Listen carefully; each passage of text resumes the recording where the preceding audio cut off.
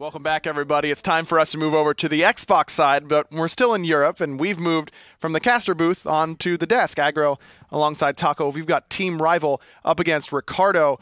What do you think is the biggest way that RvL can bounce back after a tough loss last week? Though ultimately it ends up being a win because of the competitive ruling, but that's still a loss in their minds, I feel like. It's definitely still a set loss that the players have to take into consideration. I think that there's undoubtedly been some very heavy VOD review coming from RvL's side of things, and probably just a need to get a little bit more of a shift. I think that RvL was kind of struggling to find his momentum in last week's set, so maybe a little bit more priority towards giving RvL something that he can have heavier influence on the game with. Let's take a look at the standings as we see RvL and where they are. As we mentioned, they did lose last week, but end up getting the victory because of the competitive ruling.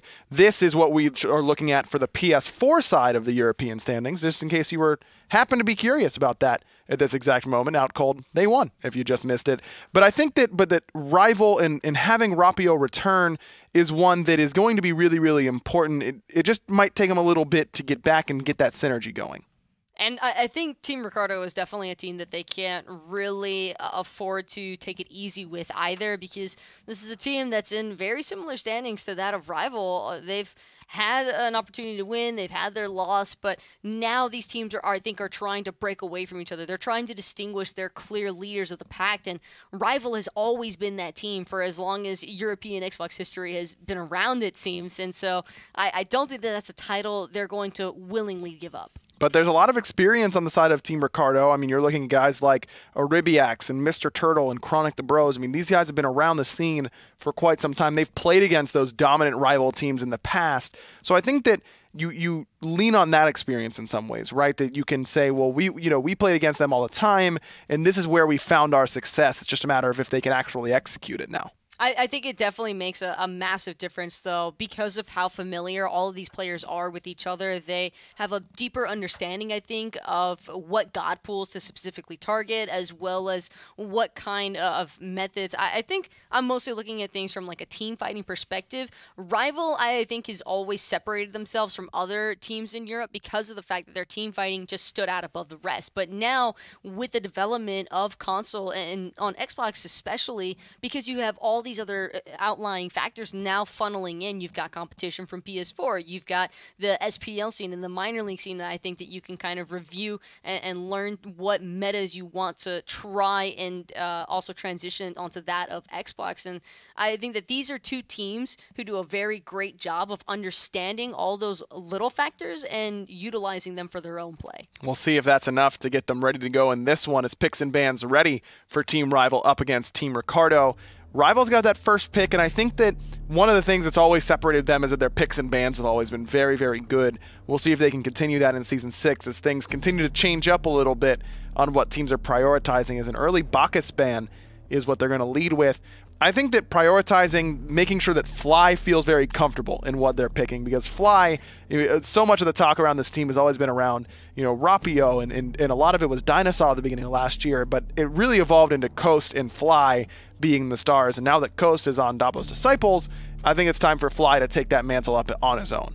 And he's certainly been doing a pretty good job of that, even from what we've witnessed from him so far. I think that RvL are definitely right to try and keep their mid laner as safe as possible. Bak is such a heavy threat right now to so many mid laners alike. Not even just that, but like backlines in general, never really safe whenever there's a Bakasura on the map. And it gives RvL the opportunity to take this Freya as a nice flex pick for either Fly or their Hunter. It feels like this is going to go into the duo lane and go for Davy, but maybe it'll go to Fly. Does this feel like a Fly god to you? Because he likes the Zeuses and the Giannis's, the more traditional mages. That's what catches me. I think that he could definitely, maybe he's just looking to switch things up in Season 6. You never know, yeah. But it definitely does feel a little bit more like a dual lane pick. But an early, mildly aggressive dual lane pick, and now the Odin, I think, is a true flex pick for this team. Yes, this can go in jungle, support, or solo, and I think that's always a really good thing to pick up early on in your draft, where you're not pigeonholing yourself into this is going here and this is going here. You have that ambiguity in your draft that can end up being really, really strong. And Guan Yu also fits that bill. Can be support, can be solo, can probably still be jungle. He's seen it a lot of times in the past. Nothing really revealed so far, though. That's the big key here from this rival squad. And something I really like is this ambiguity, because one thing that we were just talking about even is that these teams are familiar with each other. But yes, when you're able to be this undefined in your early 3 stage of the draft, I think that is a really strong attribute for a team to have. And not only that, but Odin and Guan Yu, they work very well together. Those who get outside of the cave, I think that Guan Yu can very easily chase down, look to further punish, and I think play setup man there. But it's just the separation factor that I'm really keeping an eye out for with this front line that RvL have already established off of those 2 warriors alone. I'm surprised that Fly has really been averse to picking Hera. I don't think he's picked Hera at all. I'm looking through RvL's picks and bans for the first 2 weeks right now, and I don't see a single Hera pick there for him. Do you think that he just doesn't mesh with the god? Do you think that they don't think it's that good? Where do you think that is for them?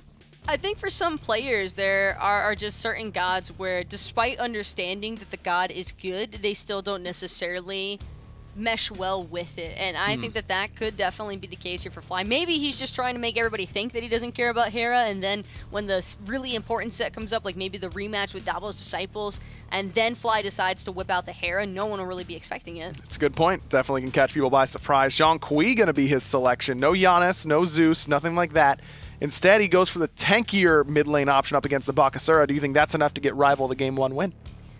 I like this draft from RvL, but I really like the draft from Ricardo. Okay, we'll have to wait and see. Ricardo up against RvL. Let's over to the casters to kick off game 1. And we're happy to do so. Finch and Anatoly on the calls, moving to RvL up against Ricardo. And like you said, RvL might be a bit reeling after what was a set loss, but didn't really count as a loss in the win-loss because of the competitive ruling. So they're looking to come in and get an actual W all the way through up on the board. A fresh start now for RvL against Ricardo that needs to find a little bit of footing under themselves, and this would be a good proving ground for them up against a rival that has such formidable names. Artio playing this Pele, looking like he's going to rush this Soul Eater. That does appear to be the idea. As this is a rival team, like you were talking about how Ricardo has some experience, they certainly do. This rival squad, aside from Porous Coast, is really the whole team that terrorized European Xbox all of last year. As DineOhSaw takes a lot of poke early on, he gets hit by the axe as well, but they have no more follow-up. He should be out of there for now. But this rival team is one that was bullying everyone else, and now Ricardo, a team of some veterans, has to try and find a way to slow him down. I love this Odin pick for DineOhSaw because this forces him to play aggressive now. Normally he's known for his Sylvanas plays, something more passive like the Gab specifically, but the Odin, there's nothing passive about him. He has to jump in to do damage, and that's what he did at the beginning of the laning phase. But surprisingly, the target selection still remains to be Davy instead of DineOhSaw. When you commit to the jump like he does at the lane, you can use that to your advantage by just pushing him more backwards. They're able to bring Eribiiax down very low in the middle lane. But you saw some of that damage was coming out on the duo side, just like you were alluding to there, Tully, coming from Mr. Colonel on that sumo slam. But you're right, they're putting it on to Davy and maybe not DineOhSaw. They want to try and punish this Freya and not let Davy get too comfortable. But so far, for an Odin Freya lane, Mr. Turtle and Tylern have done well to hold on to even this much relevance in lane. For the moment. They have lost their purple buff, which is going to hurt them quite significantly upon the next purple buff respawn. If they lose the second one, that's where things get really, really scary for them, as we're seeing RvL get purple buff of their own. And I guess the target selection onto Davy instead of DineOhSaw makes sense because DineOhSaw has the health chalice. He had more health potions outside of the one that he has remaining. So no matter what damage they do to Odin here, it's just going to get completely negated. Instead, they focus their attention onto Davy, but to what end? At this point, he seems quite comfortable. In fact, with those melee auto attacks, even his mana is nearly back up to full at this point. And Tully, they're pulling the wave all the way down so that it meets towards their tower and forces an overcommit from the dual lane of Ricardo. They got their headbands on right now, Finch, because they are just sweating down a storm in this duo lane. It's not enough that they got both purple buffs thus far. They want to make sure they deny as much experience as possible because they know Ricardo have went to their back camps or oracles, and no matter which direction they went, they knew that they had plenty of time to deny maybe an entire wave. They're able to deny the farm, and they're going to do more than that as they get some good poking on Tylern, and he actually jukes back towards the jump in from DineOhSaw. There's the push that you wanted, but level 3, so far DineOhSaw shrugging off all the damage. Eribiiax considered a rotation, but he wants to be there for the red buff, so it'll just be the 2v2. Another problem is because Tylern has no more mana, he can't really effectively contest this wave and clear safely, especially with him being at half health. One whoop, and he's going to be forced to beads, and using a 3-minute beads against a Freya in lane is going to open the window now for Artio if he ever wanted to. It also means that the second spawn of the purple buff you highlighted will yet again be going over to Team Rival, and this time there really was no way for Tylern and Mr. Turtle to contest for the same reason that they had to give up the pressure in the wave. There just wasn't enough mana there or HP from Tylern, and now they can even move up and start zoning them off the wave. They're just looking for that whoop. If they can find it, then Tylern is going to be in a rough spot. Look at that damage, and really well calculated. DineOhSaw knew he was going to get sumo slammed after the fact, but he was just out of range, or the angle that he took after landing, he went closer to the wall, so he knew he would be safe from taking any tower shots. And even if he did take 2 tower shots, by forcing the Ullr to back, that's a TKO. He's going to miss out on a couple of experiences from the melee minions there to separate this gap, allowing Davey to hit level 5 while Tylern's still only level 3. Yeah, he's going to have to let Mr. Turtle soak this up for the most part. That was great timing, because you can afford to take that trade, that poke damage trade, with your purple buff spawning anyway and you falling back, and with a half a wave there and another wave coming to meet it. That was absolutely the right call from DineOhSaw, and Tylern just now showing up as they've been able to keep at least these archers alive for him. Everything just coming out Millhouse for Rival in the duo lane. Nothing really a problem for them. No ganks coming out of this Bakasura yet, despite having Blink and Hasten Katana completed at 4.5 minutes. This is some prime real estate for a ganking opportunity. Maybe cash this Odin after the jump in, right? Because the way it works is Baka can blink in to the Odin after the jump, and then if Odin goes outside the cage, then you can just chase him down with your own jump as Bakasura. And with Hasten Katana, this Odin is just not running away from you. Should be able to shred through him without too much trouble. Like you said, he has everything he needs. Hasten, Katana, Blink, plenty of vowels in his name as well. Everything there is available to Nate right now in this Bakasura. As Team Rival considered being there for the red buff spawn, at least they had DineOhSaw and Fly nearby, but they're not going to make it in time, and it'll be very difficult to out-secure a Bakasura anyway, but at the very least they'll be here for their own purple and give some much-needed farm over to Tylern. So Nate's name reminds me of my keyboard issues that I have every now and then. I don't know if it's my keyboard or if it's my USB drivers, but sometimes it'll just like, I'll be typing and then all of a sudden it'll spam a specific key, maybe like once a month kind of deal. And I'm like, oh, it's time for a new keyboard. In time for Chronic to go back to base. Artio comes in and deletes the Artio. And I was just going to talk about how Chronic had done a good job stacking up this Warrior's Blessing. Did not matter. He ends up getting beaten to it in the end by Predators, and they take him down. That's what happens when you get a kill or an assist. The Warrior's Blessing stacks just separates a little bit further as opposed to the every 10-second internal cooldown. And thus far, Ricardo has been able to get 2 totems as opposed to Rivals only 1. So still relatively close in that regard, but the difference is going to matter when Predators starts getting that level 12 marker, starts maxing out his heal. He has 10% cooldown reduction thus far, and because he's against an Artio, you know he's getting Genji's guard. He needs the cooldown reduction there, the magical protection to survive against Artio, and then more importantly, the excessive amount of MP5 that he'll just be using to spam all his abilities. Predators is going to be in a very good spot here once he gets a few more items finished up. He's in a good spot now. And ChronicThe Bro is just a little bit too early to be able to survive a gank from a Pele and from a Guan Yu. Even with a little bit more physical procs, that's tough to try and live through. But in this situation, there just wasn't much chance. This is the weak spot of Artio before Breastplate of Valor has been completed. She really needs all that protection and the 20% CDR, because even when you do get ganked, having that amount of protection is good, but the 20% CDR is better for her because she's going to be using that 2v1 gank to her advantage. The more targets there are that Artio hits, the more healing she receives. She's going to have to fall back as Nate is forced out by DineOhSaw, has made the early rotation. They've left these hunters alone in the dual lane, at least for now. I say hunters, but Freya feels like a hunter at this point, the magical damage dealer, so they'll let those two battle it out. And everyone else can make a heavy rotation over to the right side because the blue buff is spawning in, and It looks like Team Rival are the ones that are already there. It looks like it's their buff with the positioning advantage they have. They're going to drop down the cage. Mr. Turtle and ChronicThe bros are locked down in. And right up under the horse for 3-man stun. Artio finds an easy kill to make it 2-0. But Argus being dropped by Eribiiax, trying to tip the tides. Predators dealing with it thus far. Even another rotation coming from the Zhong as Fly tries to make a statement, but gonna farm instead. A great play thus far out of Rival, finding one pick, finding the blue buff, and moving on with their lives. Man, what a great rotation from Rival over there, and great use of the ultimates as well from DineOhSaw and from Predators totally. And there wasn't much Ricardo could do. Like you said, they had a good Hera. It won't matter. Wait, it what? might not matter to DineOhSaw, who jumps forward into the tower. Certainly dead to rights. Now, he does get the slow off on Nate, but there is no one coming in to help. Nate finds the kill and at least makes it 1 on the board for Ricardo. That must have been a misclick. Like, there's no way purposely he jumps in 1v3 under a tier 1 tower. That happens sometimes when you're trying to jump, right? And then all of a sudden, your camera doesn't switch fast enough, or for whatever reason, he might have already had it queued up and he was like kind of spamming the button. And, you know, we've all been there where we're like, that's not what I predicted to happen. Not at all what he was looking for, and he ends up taking the spill for it. Is Eribiiax with no mana.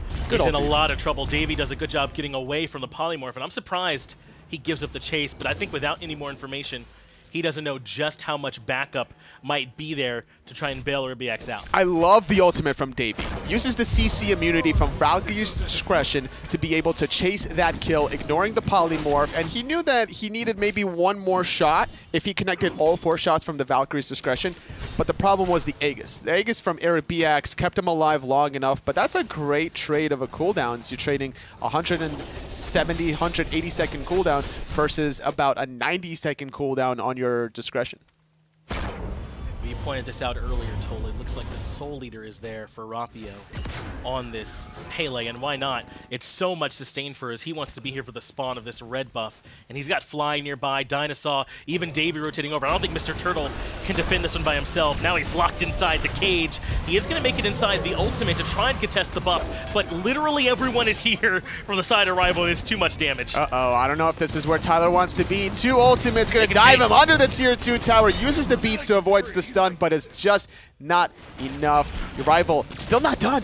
They absolutely aren't. The Bakasura comes in, and Nate is putting out good damage, but it doesn't matter. Predators is able to endure, but I don't know if he can endure the tier 2 tower for long enough. He finds the kill. Nate goes down, and that's a huge swing. 3 for 1 in Rival's favor. And they get the red buff as well. They might give up Predator's life if Argus has the mobility to chase down this kill. He's going to use the Talon Assault. Trying to survive and strip away the protections is just not enough, however. Well, I lied earlier. Now it's 3 for 1 that they found this return kill on the Predators. In fact, they've got the root, and they might look for DineOhSaw here as well, as Bros is going to be able to keep him trapped inside the cripple field. The stun here as well, and Fly not trying to come help his buddy out. DineOhSaw must be saying, I'm okay.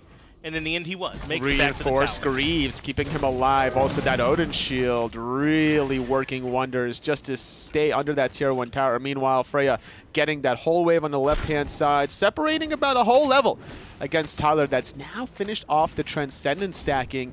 It's very important for him to try to get that burst damage online, but he needs to be hitting these squishy targets. When he was flanking along that red buff, he committed onto Fly, which is, number 1 is Zhong that has natural protections from the passive. Then number 2, going for the Dynasty Plate helmet, has even more physical protection. So now, Fly is untouchable to Tylern. It's not going to be easy for anyone on Ricardo to bring down the Zhong. I mean, but that fight felt to me just like, you know, it was all Rivals because they decided it was. They rotated 5 members over there for the spawn of the red buff, isolated Mr. Turtle early on, and removed him from the fight. And then it was never going to be enough people for Ricardo to get back on equal footing and take the fight. Rival correctly kept pressing the issue. This is the problem with Odin when you're dealing with an Odin, is because you have to worry about getting a Phantom. When you're the likes of Kuzenbo support, you have no ways of getting out of that cage naturally. So you have to invest into the Relic early, or else you're going to suffer these kinds of consequences where you're losing your buff, you're losing 3 members as a result of getting 4-on-5 fought around your tier 2 tower. And all this aggressive plays from Artio are just not done. He's all by himself, though, this far forward. Has to use the Volcanic Lightning to retreat. But now Davey and DineOhSaw are here in support. With the banish off the mark, though, Nate should be out of there and able to get back safely to his tower. They didn't get the red buff, but they should be here for purple. No, Tylern picking that up, so he's not too worried or stressed out. A very speedy Bakasura between the tier 2 of the stone cutting that he just finished now with the katana, with the speed buff, even having the blink just in case he was even more trouble. There's no real way of catching this Baka unless his jumps down. I could be in trouble. He gets pushed back towards the rest of the team, but of course there's a Predators there. He's up on a horse, and he's able to find the stun on Eribiiax, and Fly removes him quickly from the situation. Now ChronicThe has to find a way to dash back out. He will just barely outrange the cage, which I'm sure was primed and ready, but the tier 1 tower will go down. There we go. I love the play from Fly. He uses the beats to avoid the sumo slam and then instantly ultimates. So that way, even if Watery Grave comes through, you're knockup immune when you're exercising all your demons. So it's an easy kill opportunity. And I think that's why they picked it, actually, was to prevent all of these knockups from being a factor from the Kuzenbo. Exercising all your demons sounds like a weekend out with Toli as the Gold Fury ends up going down in favor of Team Rival. Rightfully so, coming to grab that one after a huge team fight swing in their favor. And this is kind of what we expect from Team Rival, right? Clean team fights with objective focus on the back end. Very clean. I haven't really seen a bad play necessarily from them. Like, they got staggered a little bit after their red buff invade, but the overall grand scheme of it was in their favor, and they just haven't slowed down ever since. They could even try to go for the Pyromancer if they want, but there's no reason for it to stretch it that far yet. Just keep farming on the left-hand side. Maybe start sieging this tier 1 tower in the duel lane that's sitting at about 10% health. Slow and steady wins the pace, wins the race rather, as Rival commanding 5,000, 6,000 gold lead. Nate's made the rotation over to Duo, and he's hovering, but I don't think he's going to jump in just yet, and that's okay. We might not be able to find anything there. I do want to see if we can see the healing that's been done in this game. Doug, if you're there with us, I want to see where Predators is at specifically. He's had 4,000, okay. That's not a ton, but we're only 14 minutes in, so that's still not bad. That's the point that I was about to address, is how early in the game it currently is for him to have this kind of healing. Right, it's not bad at all for this time as Artio goes in, but immediately gets met with Watery Grave, but that doesn't slow down Fly. A killing spree for this mid-lane Zhong, who's kind of running the table. It doesn't seem that Eribiiax is having a great time on this Hera whatsoever. It's just not enough peels for him, right? Like, he didn't have the shell available. Mr. Turtle still needed about 25 seconds on that relic, and when you're that far out of position with no tier 1 tower to fall back onto, it's very easy pickings for Rival. They have so much mobility. Artio with Blink, playing the Pele that already has so much mobility with her third ability, a Guan Yu that can't be stopped without a wall, realistically. So without that option, Ricardo just has to be more mindful about these speedy chasers out of Rival. Totally, you're exactly right. Imagine having a Kuzenbo on you using Watery Grave, and it still isn't enough peel. But that's exactly what's happening right now, right? There's no way for them to slow him down, as ChronicThe Bros is now in trouble. He's been stunned underneath his own tier 2. He got a health shield there as a little bit of support comes in and finds some healing, so maybe they can take this fight underneath the tier 2 tower after all. DineOhSaw has to fall back. Now comes Argus to join the fray. They're not done yet. Artio wants a little bit of blood, but he's already taken about 33, almost 50% of his health. He's taking so much damage, receiving the healing from Predators, as he has no more ultimate out of the Guan Yu. He's trying to reset the cooldowns. Blink in from Nate. This is perfect timing, but he does get a little bit of help coming in from Fly, who removes the Bakasura from the fight quite quickly. Now a chance for a turnaround from Team Rival. The tier 2 fight might not have gone their way, but in the jungle, everything did. Davies here, finds a whoop onto Eribiiax, using Valkyrie's discretion, but he switches the target onto Tylern because he knows the rest of his team can clean up the Hera. Artio was able to find that one. I don't think Rival are done. They've got yet another horse to join the fray, and they're going to take down ChronicThe Bros, or at least make him the target. Predators might be too far forward, taking shots from the tower, but a two-person banish from Davey is perfect, and somehow Predators makes it out. Are you kidding me? The writing was on the wall for the death of Predators, but what a sick whoop out of Davey, making the offensive plays, keeping his soul laner alive. A true teamwork player out of the hunter position from Rival. Hey man, if Davey keeps playing like that, this team might not miss Vaporish Coast after a while. That is excellent from your Freya to make sure that Predators makes it out, which ends up making it overall a very well-executed dive for them. Now, the only thing is they didn't really get any objectives. That started with a tier 2 tower push on the right-hand side, and then they end up diving the mid lane tower. In the end, it's okay. They get a couple kills, and they don't lose anything. So, really, you can't be too upset. I don't mind the dive at first from Predators, but then when you're trying to chase a bear that's using the dash, and you're chasing a Kuzenbo that's also using his sumo slam, that distance separated by against the Guan Yu cavalry charge is almost the same distance. So you have to be expecting to hard commit to that tier 2 tower. I think there was a small window where Rival could have maybe forced a Fire Giant if they elected not to go for the tier 2 tower dive, but it would have to have been a snap call or right away. I think when you have that kind of momentum, when you kill Eribiiax, you take out Nate, your mindset is just initially to just keep fighting, Right. My Guan Yu ultimate is up, I'm going to go in. Unfortunately, they maybe bit off a little bit more than they can chew, but it has not stopped them from filling up their plate. Look where Artio is right now, already pushed in by those back harpers. They want to collapse on a Tylern. Some pings are coming out to let them know where they are, and Artio will be the first to show his face. Blink in from DineOhSaw as well for the slow. Now they've baited out the jump, and that means it's time to go in. They drop and lock him inside the cage, and there's nowhere for Tylern to go. Davey finds that one, and the tier 1 will fall too. This is another set of circumstances where you have to pick up a Phantom, but unfortunately, Mr. Turtle, only level 11, hasn't unlocked the second relic slot that you get at level 12. Well, he's jumping up and down, but there's not a lot to jump for right now, Mr. Turtle. This game got away from you guys in a hurry. Tier 2 tower, another 1,500 gold for the squad. Oh, and look what perfectly has come up. A red buff as well. We'll take that. They can even come back down towards the Fury too. Right now, Rival are in full control. That's been the theme of this game. This dual lane pressure between the Odin Freya set up multiple purple buff invades, freezing the wave at like the 2.5 to 3 minute mark, and Mr. Turtle and Tylern were just out of the game almost from the very start of it because of the 2v2. And looking into game 2, because I am writing this game off already. When you're down 11,000 gold at 19 minutes, it's a stretch. Normally a team would have to really throw in order for you to get back into it. But the way Rival have been playing, it doesn't seem like they're trying to do that anytime soon. Predators happy to stay here in the 1v2 because he knows he has backup coming in the form of Artio, who's joined the fray, found a 2-man knockup, and that is it for Nate. He might not have boots and he doesn't need them. He's on his way back to base. They'll settle for ChronicThe Bros instead, who doesn't have much chance of winning this 1v2. No, he doesn't, but he's healing quite significantly enough. If he just had Eribiiax a little bit closer to clean that up, a great blink from Chronic, keeping himself alive, but you can tell that Artio has good turnaround potential from that healing. When she was getting dove under that tier 2 tower maybe 3-4 minutes ago, that one heal from the Druid stance when it hit 3 gods and 3 melee minions was so absurd, and that's the reason why she survived in the first place.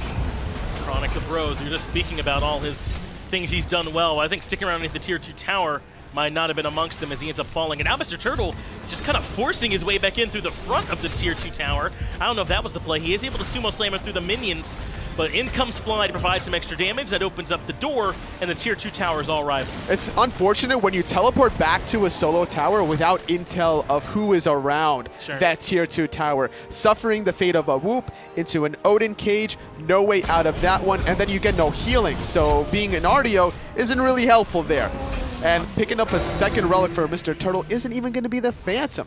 It's going to be the Thorns instead. That's really surprising to me. That is very surprising. I mean, especially with how oppressive DineOhSaw has been this game. That cage lockdown has been so strong, and the most important thing about it is just that there's no way for you to get away from Fly on this Zhong. I agree the Thorns is good. There's a lot of continuous damage you want to be able to reflect back at Rival, but I don't know that it's better than getting your team out of the cage. I love what Rival have done with their composition because they put Ricardo in multiple question mark situations. They have to get Phantom to deal with the Odin, and then Fly getting the Zhong with Gem of Isolation.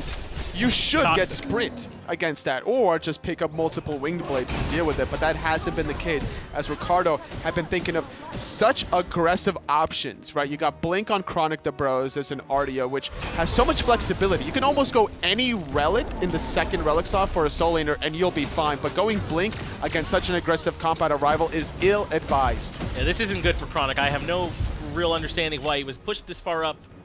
Or what that was going to lead to for him, but he ends up falling, and that means now the rest of Team Rival can start moving towards this FG. Especially when you know that the action is going to be on the right side of the map. Gold Fury's down, obviously. The only reason I can think of is when you're baiting to allow Nate to split push. Maybe that's the idea, to try and pull away some attention to open up the door for Bakasura, as Davey completes the killing spree by taking down Mr. Turtle, and this Fire Giant a foregone conclusion in favor of Team Rival. This is a nice swing. About the best they can ask for is these 2 tier 2 towers, as Artio is able to find her Eribiiax.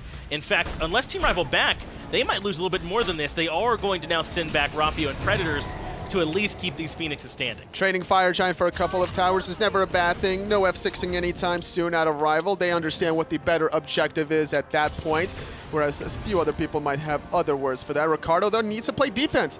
As a result, 22 minutes into the game, down 15-2.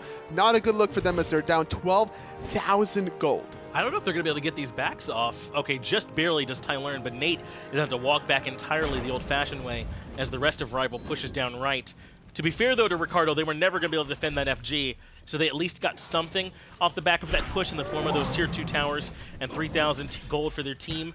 But is it going to be enough? They're down 11,000 collectively, and it's about to get worse with this tier 2 and mid. No way to stop this realistically. Their best hope is to defend the Phoenixes and hope that somebody gets out of position. But the way Rival have been playing it, they haven't overstretched too far outside of that one initial Tier 2 mid tower. And even then, no one died because of this sick whoop out of Davy. So everything has to align perfectly, right? There has to be like so many planets in a row to create like this weird kind of just alignment. Yeah, a once-in-a-lifetime Halley's Comet type scenario, it feels like would have to happen here for Team Ricardo, especially because look at some of this itemization, the Spirit Robe and the Oni Hunter's Garb. I mean, that's so much mitigation. Good luck trying to kill him through any of that. Predators as well has a ton of HP and protections in his build. They're the only two who have taken a spill, and I don't think they'll be taking any more with the way they've itemized so far. And no Pestilence out of Ricardo. They do have Divine Ruin from Eribiiax, but that's going to hurt his DPS ever so slightly.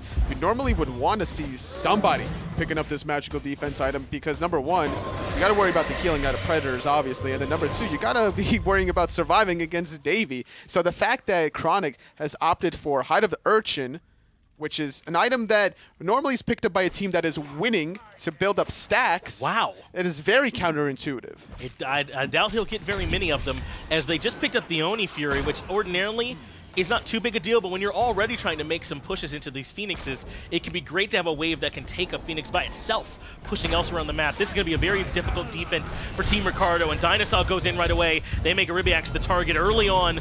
The stun has now landed on the back end, actually gets two, and that means Artio can come in and remove him with the ultimate. That's a double off the Volcanic Lightning. Once the Aegis was down, that meant go for Davy. He did not stop with that ultimate. Good damage coming out of Rival, finding 2 picks, and now looking for the Titan. They absolutely should push in. They've got 5 members up, and only 3 members of Team Ricardo are still standing, and the Titan already well below half. 25 minutes in, not even Team Rival put the work on the Team Ricardo, looking strong. 18-2, what a performance all across the board from Rival, really stepping it up every step of the way with the purple buff invades, freezing the wave in the duo lane, really controlling every objective. I don't even think like they lost too many objectives of their own side, like only losing Tier 1 solo tower and like a couple towers because of the split push of the Fire Giant. That's right. Those towers came, like you said, while they were on FG. Yeah. So they did lose a couple, but really it was a trade they were happy to make for how much they were gaining. And like you said, this started so much for me in that duo lane with the pressure they were able to grab between Davy over there in the duo lane. It was too much too early, and that took Mr. Turtle and the rest of that duo lane out of it right away. The problem was that there needed to be more jungle pressure out of Nate. From Nate, yeah. Once he was level 5 on the Bakasura with Haste and Katana, when you see a duo lane being that aggressive around your tower line, there needs to be a window of opportunity where you pick up your speed buff and you look for that kind of a gank.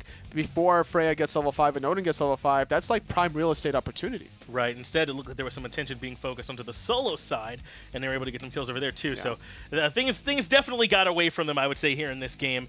Not too surprising from Team Rival to see them playing this cleanly, to be able to find some kills and get away with them. Predators doing Predators things and diving too far beyond Tier 2 towers, but getting bailed out by some of his teammates, so it did end up hurting. It was a good composition from Rival. I'm excited to see game number 2. Can they get it done again? Let's see what they think over there on the desk. Give us your breakdown on what you saw.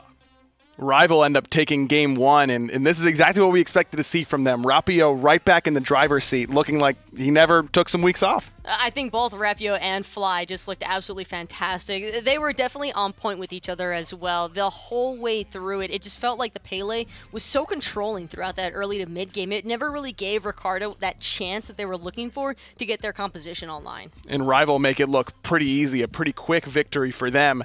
What are some of the things that you think Ricardo's going to switch up in game 2? I think that they might need to prioritize a little bit more of their early game potential. I definitely think that they were struggling looking for openings to try and capitalize on, but RvL at the same time really was giving them next to nothing. I mean, really consistent across the board in terms of buff confirmation and objective confirmation. I think that one big thing that really came back to bite Ricardo in the butt was the fact that everyone from RvL was just so tanky. Yes, especially that Zhong in the mid lane. Fly, as we mentioned during picks and bans, picks this tankier character. He's not the Zeus, he's not the Giannis, those slippery sort of or big damage mages. Instead, he's doing big damage. It's just on someone that's also simultaneously very hard to kill. Also, it's incredibly painful when you're trapped inside of an Odin cage. Also getting exercise because Zhong is just running at you relentlessly, and there was just nothing that Mr. Turtle or anybody on Team Ricardo could do, and I'm starting to understand a little bit more and more why Fly maybe doesn't have a tendency to want to play this Hera. I think Zhong actually has a very good matchup against the Hera. You're knock-up immune during your channeled ultimate. You can really run her down. The shield doesn't usually matter too much against you because you've got so much consistent DPS throughout the time of your ultimate, and Fly makes it look pretty easy in a 25-minute victory for Team RvL. But I agree with you. I think one of the big things that if I'm on Team Ricardo that I'm going to do differently in this next game is really focus more on the early game, because their buffs were getting invaded. They were constantly getting invaded on the duo side of the map, and they just lost so much pressure over there. It's tough when you're up against an Odin support, but you still can't be giving up that much ground in the early game. I think the big thing for me also is just the fact that RvL are probably going to prioritize getting Fly or Artio ahead over anybody else on that roster. And so with that in mind, I think that for sure, dual lane needs to be some kind of early game presence.